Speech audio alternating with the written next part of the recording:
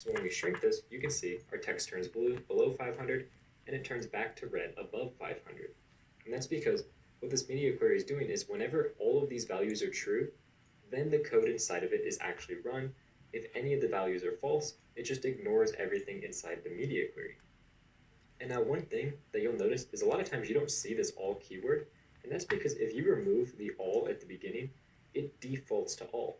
So if you want to do a media query on all different types of devices, you can just leave out the all and just put in the parentheses section, for example, max width of 500 pixels. And as you can see, that works just as before, changing our text color for us.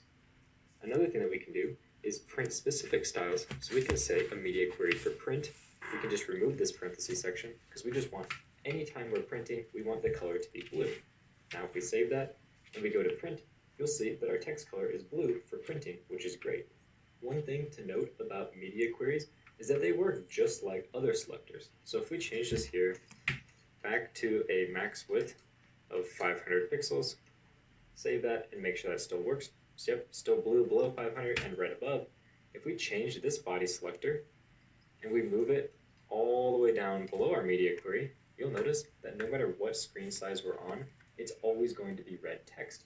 And that's because it's reading from top to bottom, and it's always going with the bottom selector if the selectors have the same specificity. So it's going with a red color, even though this blue color is in the media query. Essentially, it just ignores it because there's another selector after it. Now let's move that body selector all the way back to the top so we can have actual working code. And if we save that, you can see that it's now working again. We have our blue text and our red text. Another thing that we can do is inside of our media, we can actually deal with the orientation of our device. So we can say orientation, and we want to do, for example, landscape.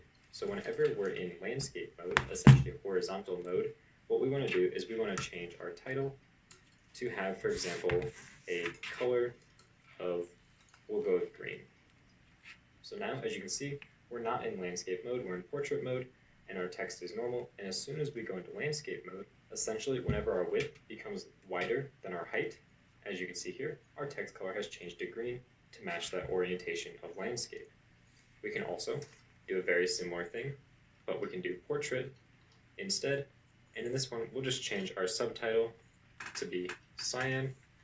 And now, as you can see, when we go into portrait mode, our subtitle changes to cyan. And in orientation mode, you can see our title is green. We can even go as far as to combine these together.